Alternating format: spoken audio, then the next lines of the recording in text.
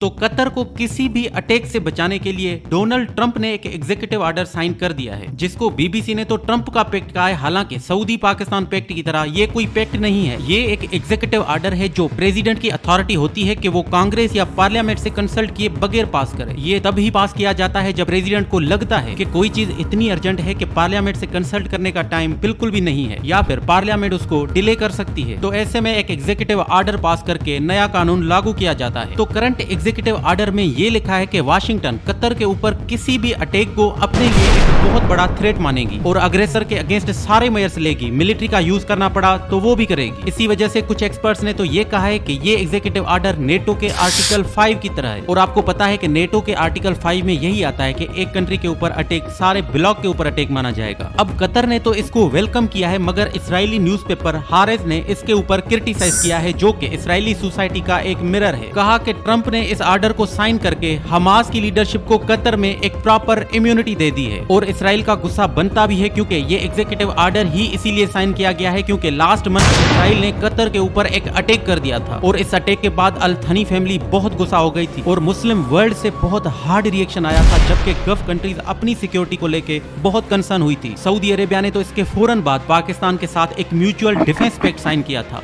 जिसके under already Pakistan की तरफ से आर्मी स्लो डिप्लॉय की जा रही है। मगर कतर की सिक्योरिटी का क्वेश्चन अभी भी बना हुआ था, इसीलिए डोनाल्ड ट्रंप ने एक एग्जीक्यूटिव ऑर्डर साइन करके उनको एक सिक्योरिटी फराहम कर दी है। लेकिन सवाल यह है कि क्या कतर इसके ऊपर रिलाय कर सकता है, क्योंकि ये एक एग्जीक्यूटिव ऑर्डर है जो कि कांग्रेस की कंसल्टेशन के बगैर पास किया गया है। और वार पावर्स एक्ट के तहत यूएसए की मिलिट्री जहां भी डिप्लॉय होगी वो कांग्रेस डिसाइड करेगी। इसीलिए बीबीसी ने भी कहा कि ऑर्डर में शायद एक लीगल एस्पेक्ट नहीं है और फ्यूचर का कोई भी प्रेसिडेंट इसको आसानी से डिच कर सकता है या फिर रीराइट कर सकता है। डोनाल्ड ट्रंप की अपनी ही मागा मूवमेंट के एक होस्ट ने कहा कि ट्रंप ऐसा कैसे कर सकता है, क्योंकि इसराइल कल को अगर हमास की लीडरशिप को कतर में टारगेट करता है तो क्या यूएसए इसराइल के अगेंस्ट वार लड़ेगा, और अगर नहीं तो फिर ये पैक्ट कतर के किस काम का।